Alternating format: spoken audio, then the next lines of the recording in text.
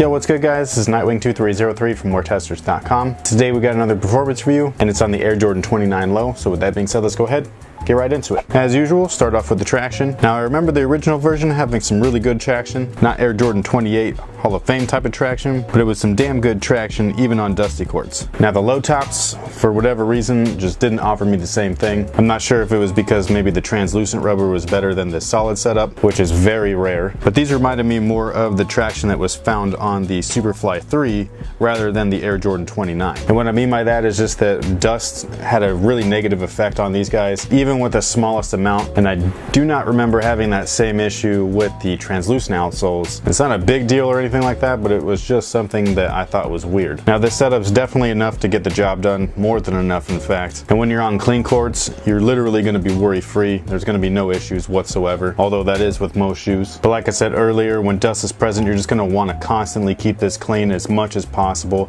in order to get the best out of its traction. Now as far as the cushion setup is concerned, nothing's really changed. We still have the flight plate setup. This is going to be renamed to Flight Speed on future models, but on this guy right here, we still got the flight plate labeling right there. Basically, that's an unlocked 4-foot zoom unit with a Phylon midsole, nothing in the heel. Now, as most of you guys know, I thought the Air Jordan 28 had amazing cushion. It was very well pronounced, especially in the 4-foot, whereas the 29s basically removed the heel zoom unit while removing some of the spring that was found in the 4-foot by kind of like pushing it back into the shoe a little bit so it doesn't protrude out quite as much. By doing so, they added a ton more stability in this model here than on the 28 and a more fluid transition from heel to toe. In comparison to the 29 mid, these offer much of the same, but I will say that I felt the 4-foot zoom unit just a tiny bit more in these guys than I did in the mids. Could just be my pair. It could be an actual fact that they tweaked something in there, maybe a higher volume air unit in there. I'm not really sure, but for whatever reason, the 4-foot in these just felt great and just slightly better than the mids that I played in. Now, one of the negatives will definitely be the heel area. I've talked about this before in a previous video, but I'll go in a little bit more detail here. Basically, they just start off super clunky, and I'm talking like really, really clunky. Again, this is something that I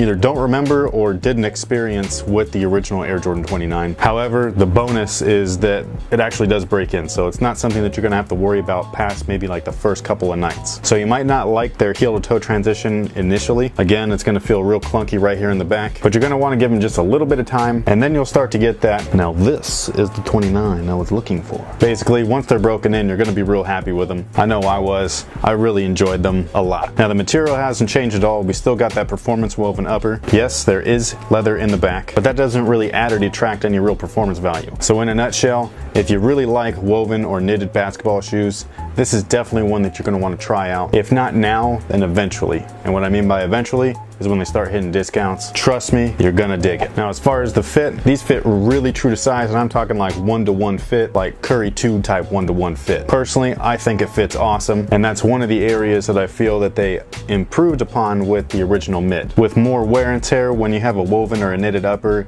you're gonna stretch out the material just enough to where you're gonna constantly want to readjust those laces so that you retain that 1-to-1 fit that you were experiencing upon first wear. With these guys, you're not gonna run into that problem whatsoever. They fit super snug. Again, 1-to-1 fit. Besides the Curry 2s, this is one of the best 1-to-1 fits that I've experienced this year. However, I can see some wide footers possibly wanting to go up half a size, or just guys that want a little bit of extra wiggle room up in the toe. Now, because of the adjustment that they made, the lockdown on these guys is pretty much perfect. They kept the heel notches or the heel pillows right there in the back, so they do a great job of cupping your Achilles and just kind of like wrapping around them like a nice pillow. And when you couple that with the flight web lacing system, which basically acts like fly wire, along with that perfect 1-to-1 super snug fit, lockdown is easily one of their best and most improved attributes. As far as support, I know that a lot of you guys are going to think I'm crazy, but the support is better in these than it was in the mids. Yeah, it's true. Having a higher ankle collar means absolutely nothing in terms of ankle support. Ankle support comes from your actual ankle. You can only really restrict your ankle, so say your ligaments are weak, you're going to want to restrict it, and you won't really find that with a shoe. You're going to need to find that from a third-party source like an ankle brace. You can disagree with me all that you want, that's perfectly fine with me. I don't really mind, but that's pretty much what it is, so